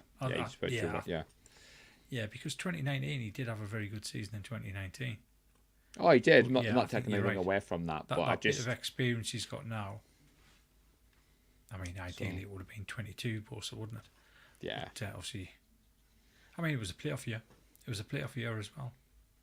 I know. I must admit, I was putting the short together. I just thought, we've not gone down that, but it's interesting. Yeah. I mean, we've talked for an hour and 28 with these three teams. Could you imagine talking about 22 as well? Yeah, pretty much everybody's going Bosa and Smith. Yeah, that's quite interesting. But James, when you say Smith, you need to tell us: is it Alden Smith? Is it Justin Smith?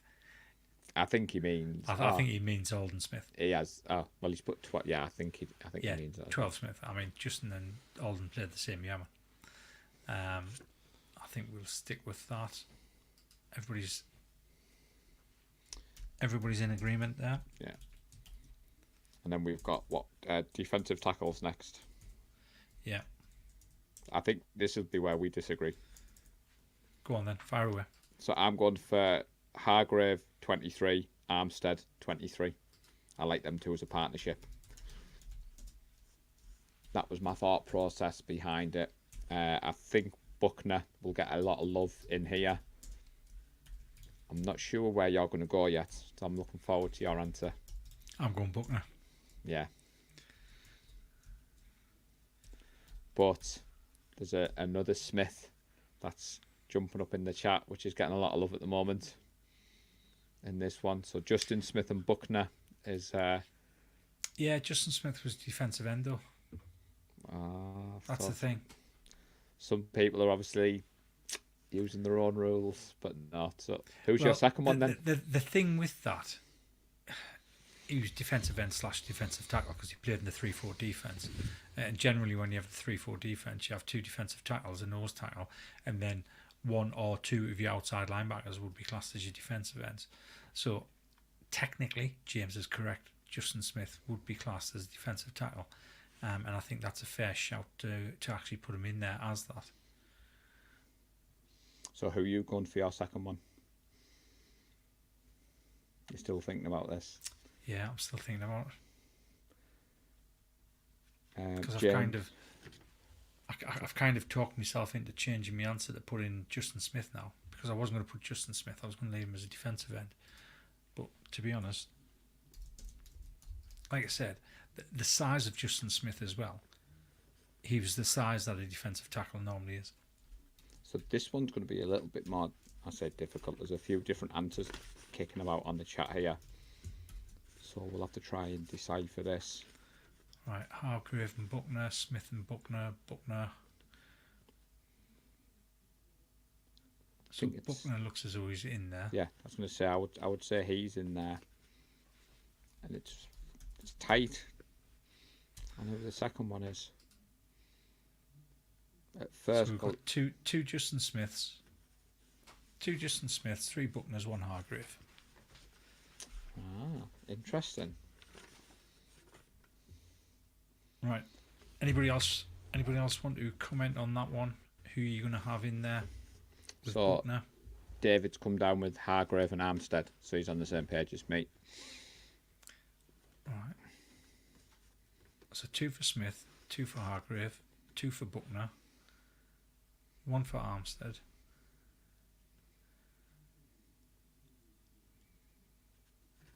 We need somebody to break that tie. It's not as easy as you think. When you sent this across to me at dinner time, it's not, because you need complementary players. Yeah, and looking at it, we do, James. We need a tiebreaker.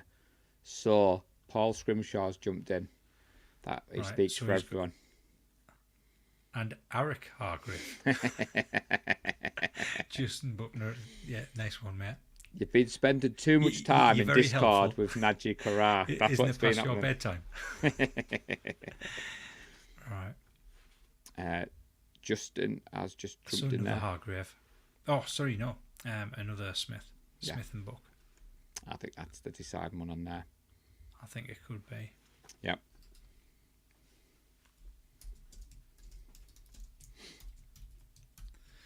Right, linebackers. I think it's going to be the same 3 for everyone. Well, I've gone 4 linebackers because the sheet you sent over to me was 4, but if we're going 3. Yeah, but that's because we had Alden Smith as a linebacker, which technically was his position. So if I knock that off, the 3 for me are Willis, Warner, Bowman. Warner this year. I just think he was unbelievable in 2019, but he's just at another level this year for me. He's defensive player of the year in my eyes, so they were my 3. And if I could have, if I could have had a cheeky 4th one, I was going to put Greenlaw in. That was my list. That was my order. Right, Greenlaw was number 4 on the list. I'll be honest. If I was going to go for a 4th, I'd have gone for Brooks. Yeah, it was the nature of the beast, but I thought I'll put a 4th one on just in case. I think everybody's on the same. Yeah, that's. It just shows, doesn't it? Some teams just. Well, you never know. I mean, somebody might value Greenlaw above Bowman. It's one of these. I would say stay off the drink. It's one of these exercises where you look at your own fandom and you look at your own memories, and like I said, you kind of hate yourself for having to make a decision. Because you feel as though you're devaluing the player that you've left out, but you're not. It's just that you're showing the respect to the player that you're putting in. It's like I said when I started watching the offensive side of the ball, but then my first jerseys were like, I got Kaepernick, and then I went Willis, then I went Bowman, then I went Willis again, and it was just unbelievable. So we're on now cornerbacks. So we've got 2. So I've gone for 2023 Chavarius Ward and 2019 Richard Sherman. Because I think the 2 of them together would be pretty impressive. Right. I know the Sherman might be controversial, but that's my choice. What about? So you need a 3rd cornerback there for a nickel back. Lenore, 2023 Lenore. Right. So I won't put the years in because they've only played that 1 year. It's just how I've got it written down on my sheet of paper. So people know I've got them all written down. So what are you doing for yours? I agree with your first 2. But my nickel back has to be K1 Williams. Right, no, Has fair, to be fair. K1 Williams. Right, what have we got at cornerback from the chat? Don't know. I'm just interested in the linebacker one. Everyone's like, Warner Willis Bowman, Fred and Willis, Fred Bowman Willis. And then I like this comment from DT15. Willis, Yeah. Warner Bowman. End Yeah. of discussion. It I is like really. it. It is. I mean, I knew as soon as I did the sheet that was going to be unanimous. I couldn't see anybody, a single person, not picking those three. So Neil Graham's on the same page as you. He's got the same 3 as you. Justin has got 23 Ward, Yeah. 19 Sherman. So Justin's gone the same as me as Justin's well. gone the same as you. So has James, to be Yeah, fair. so's James. So it's looking like your choice Yeah. edges it there.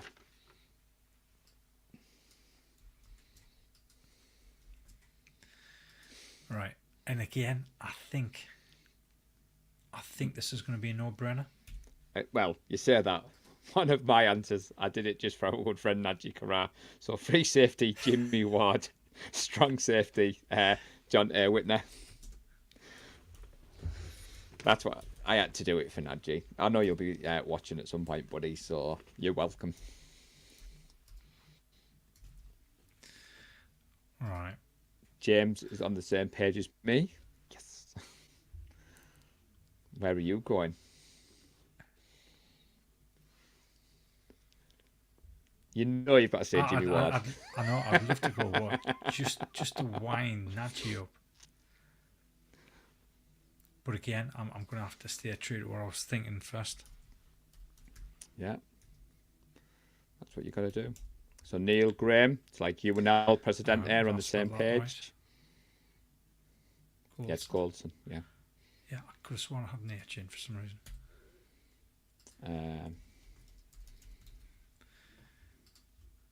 Justin is the same as you and Neil Graham. Whitner and Goldson. So 2 for... Yeah, Paul 3 Scrimshaw. for Goldson and Whitner. Yeah. So there's only 1 for Warden Hittner at the moment, which is James, and then the others have gone the same as you.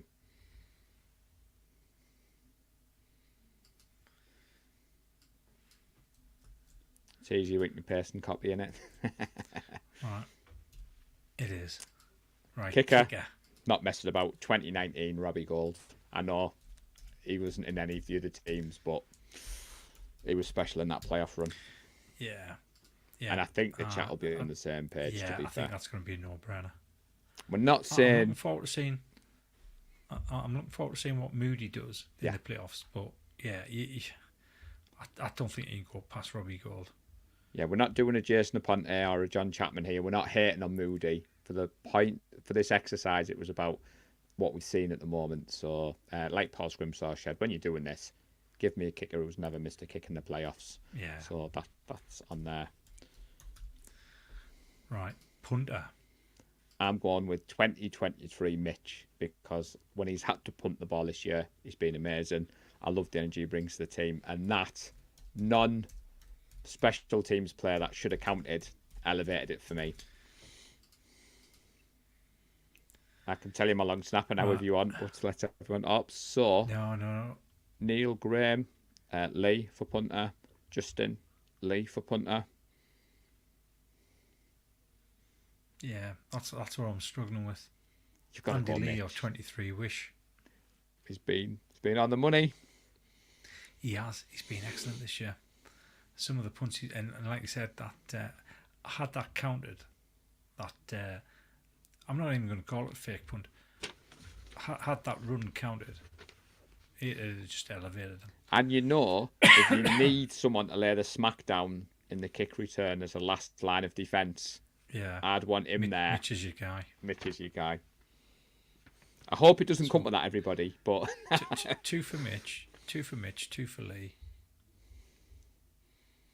3 for Mitch. 3 for Oh no, Mitch. hang on. No, I'm counting. Ah, right. Yeah, there is 3 for Mitch. No, you're fooling us there, Justin. Because Justin's already gone Andy Lee, but what he's saying is Mitch was awesome at the start of the year, which he's right. So 2 for Lee, 2 for Mitch. Flag on the play there. Yeah, it's a split one. Oh, hang on, no, there you go. There's a third for Mitch. Don't worry, Justin. We were all ready to irritate Nick's neighbours when we were jumping up and down. And yeah, James, he spilled half a bottle of Jack on that fake punt. Yeah, I've got to say that was more difficult than I expected it to be. I did want to go Lee, but just the way in which Wisnowski's played this year, I think he's just I think he shades it. He shades it over Andy Lee because Andy Lee was a terrific punter. And on this one, I went for Turbo Pepper, friend of the show. He's been solid since we signed him. He's great with the fan base. And like you said, if you don't hear his name mentioned on the broadcast, and if you don't really know who your long snapper is, that's a good thing. Yeah, I think the reason we know who the long snapper is nowadays is because of social media. Yeah. And Tabor Pepper's all over it, bigging himself up. Yeah, to be fair though, he engaged with the fans, and obviously given the job that I do with the social media, it's great to see. So yeah, and I think the chat's the same as well. We've had a couple bits of love coming in for. To be honest, I was going to go Carl Nelson, but because of the whole, what was it? Was it domestic violence or was it drugs? He kind of went off the boil as well, didn't he? And then they had to get release him quite quickly, and I think that's where we ended up with Turbo Pepper. So yeah. So Justin has put that we all forget Brian so quickly. Yeah. Neil, we'll take your word for it, buddy. How long he loves Brian? BJ's. I'm going to have a word with Ruth. Braver man than me reading that one out. I wasn't falling into that trap. But I don't know, Justin, how long Brian Jennings was here. But for my fandom, I'm gone with Turbo Pepper. And then kick return, punt returner. Can we not have Debo 2023 for this? What was the chat? Was the chat Pepper? Was it? I think there's a couple for Pepper. Yeah, Pep, 2, 3 for Pep, 1 for Brian Jennings. Yeah, Pepper. I'm joking, everybody. Debo 2023 doesn't count. I was struggling on this one, but I'm going to go with Ray McLeod. Ooh. That was just what was written down on my sheet. I know he hasn't really played a lot, but Jesus Christ, come on, spell properly, man. The others just didn't give me the confidence. I was torn, Paul. I was torn, Paul, with this one, but when I've come down to my bit of paper, I've decided to go with that one.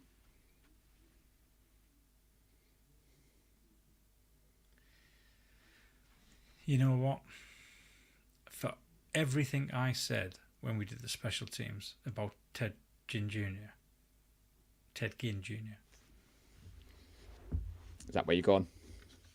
I think it is, because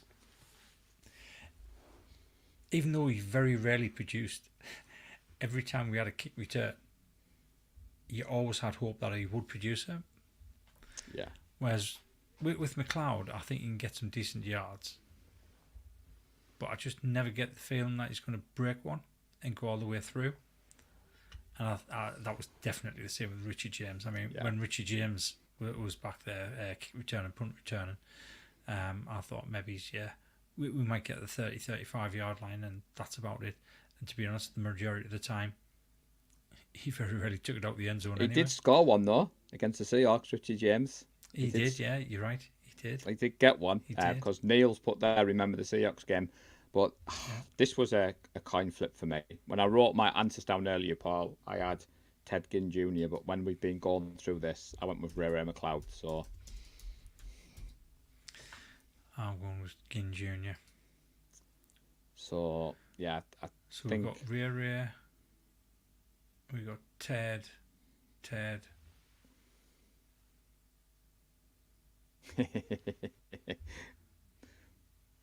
Paul Scrimshaw, the chat team wins rings 6, 7, 8, 9.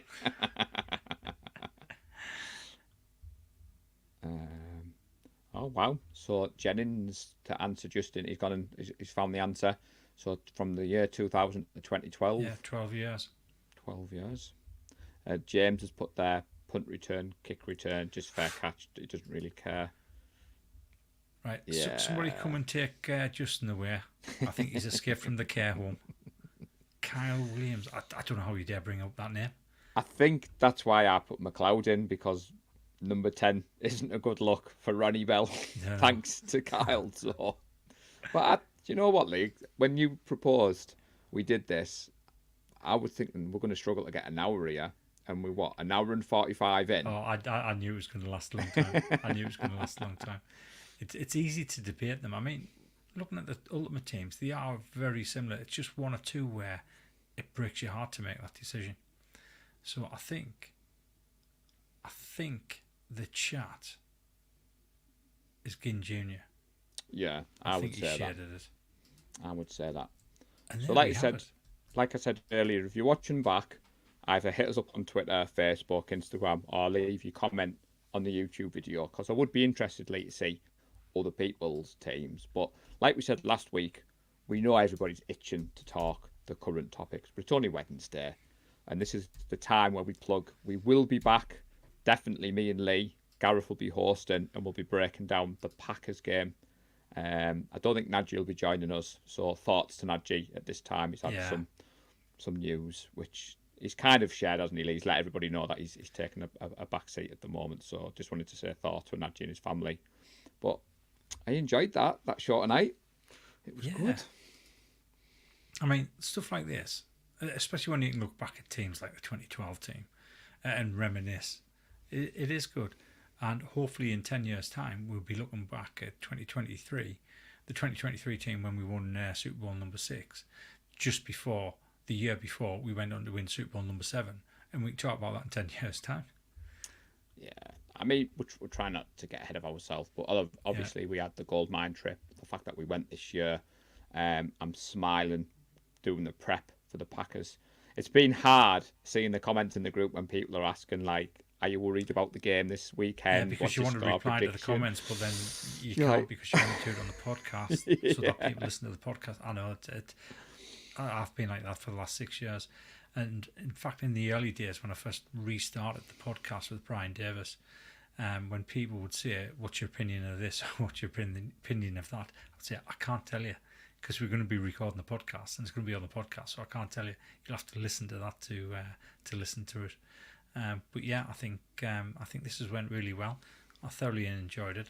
And I mean, not straight away because we've already done one of these now, but maybe it's in a few weeks' time after the Super Bowl when we've got that period between basically reviewing the Super Bowl and the start of free agency, which to be honest is only about 3-4 weeks at the max.